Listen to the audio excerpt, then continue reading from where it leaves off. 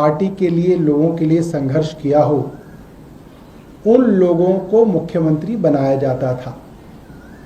मगर भारतीय जनता पार्टी का पिछले कुछ सालों का रिकॉर्ड दिखाता है कि राजस्थान के अंदर वसुंधरा राजे सिंधिया हों या मध्य प्रदेश के अंदर शिवराज सिंह चौहान हों या कोई और राज्य हो, बड़े बड़े नेताओं को दरकिनार करके किसी ऐसे व्यक्ति को मुख्यमंत्री बनाया जाता है जिसके बारे में कोई कल्पना भी नहीं कर सकता। ये शुरुआत हुई थी खट्टर जी के साथ, फिर ये गुजरात में हुआ, फिर ये मध्य प्रदेश में हुआ, फिर ये राजस्थान में हुआ।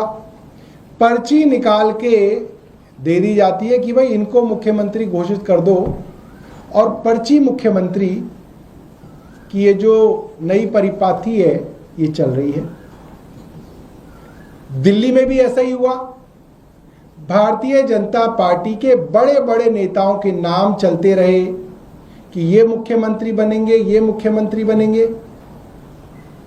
जब 3 विधायक चुन के आए 70 में से, उन 3 विधायकों ने संघर्ष किया। फिर 8 विधायक चुन के आए, उन 8 विधायकों ने संघर्ष किया। इनमें से किसी विधायक को मुख्यमंत्री लायक नहीं समझा गया। एक ऐसे नाम को मुख्यमंत्री बनाया गया जिसके बारे में कभी सोचा भी नहीं था। खैर, हमने सोचा कि जरूर कुछ ऐसा होगा, भारतीय जनता पार्टी को कुछ दिखा होगा। मगर कल से जो फोटोज सोशल मीडिया पे घूम रही हैं, उससे ये पता चलता है देश की राजधानी, दुनिया के सबसे बड़े प्रजातंत्र की राजधानी की मुख्यमंत्री एक रबर स्टैंप मुख्यमंत्री हैं। उनके द्वारा ली जाने वाली अफसरों की मीटिंग उनके पति श्री मनीष गुप्ता ले रहे हैं। हमें लगा था कि भारतीय जनता पार्टी इस चीज को डिनाई कर देगी।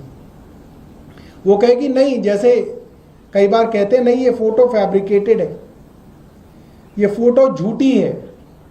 मगर कल भारतीय जनता पार्टी के प्रवक्ता, प्रदेश अध्यक्ष, सबने इस फोटो को एक्नॉलेज किया और इस चीज को जस्टिफाई करने की कोशिश की। तो क्या हो गया?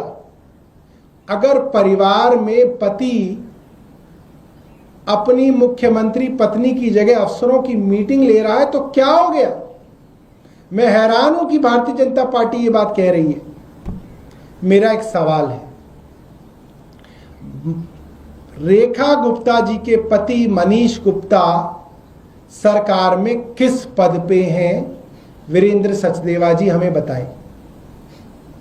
और अगर वो सरकार में किसी पद पे नहीं है तो किस हैसियत से वे सरकारी अधिकारियों की और सीनियर अधिकारियों की मीटिंग ले रहे हैं?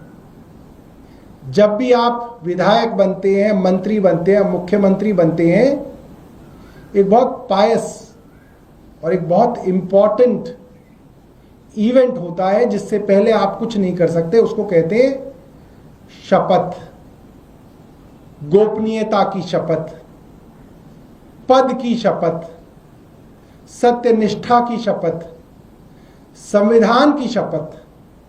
वो शपथ रेखा गुप्ता जी को कराई गई है।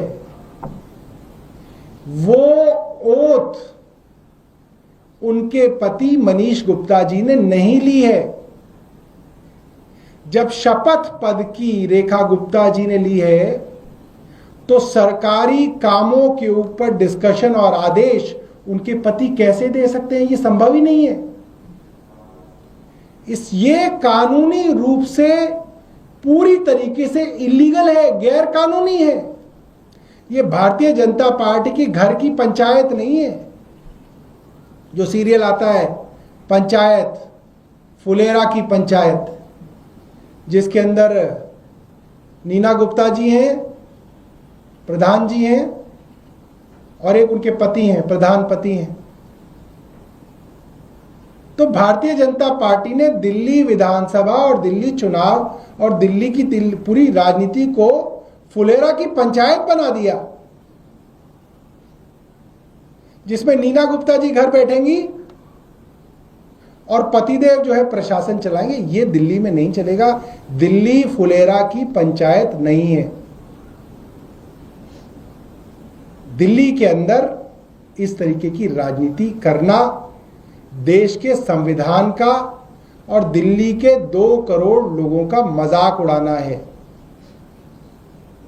और ये महिलाओं का भी अपमान है, क्योंकि दिल्ली के अंदर अच्छी पढ़ी लिखी महिलाएं हैं जो अपना काम स्वयं कर सकती हैं, प्रशासन भी चला सकती हैं, दिल्ली भी चला सकती हैं, और दिल्ली चलाई गई है। इससे पहले शीला दीक्षित जी थी, महिला मुख्यमंत्री थी, कभी आरोप नहीं लगा कि उनका कोई और जो है उनके घर से वो चला रहे हैं। उनसे पहले सुषमा स्वराज थी, उन पे कभी आरोप नहीं लगा कि उनके पति स्वराज कौशल अफसरों की मीटिंग ले रहे हैं। आतिशी थी, उनके ऊपर कभी आरोप नहीं लगा कि उनके पिता या उनके भाई या उनकी बहन जो है अफसरों की मीटिंग ले रही है, प्रशासन चला रही है।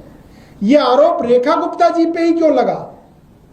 क्योंकि ये गलत है, और ये आरोप भारतीय जनता पार्टी ने एक्नॉलेज किया है, और हम चाहते हैं भारतीय जनता पार्टी हमारे सवालों का जवाब दे।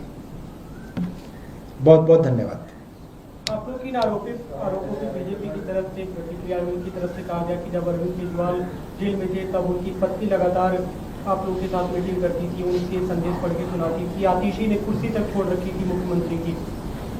देखिए, हमारे राजनीतिक पार्टी के मुखिया जेल में थे। जेल में मिलने उनकी पत्नी जा सकती थी, उनकी पत्नी मिलती थी, उनके संदेश हमें देती थी।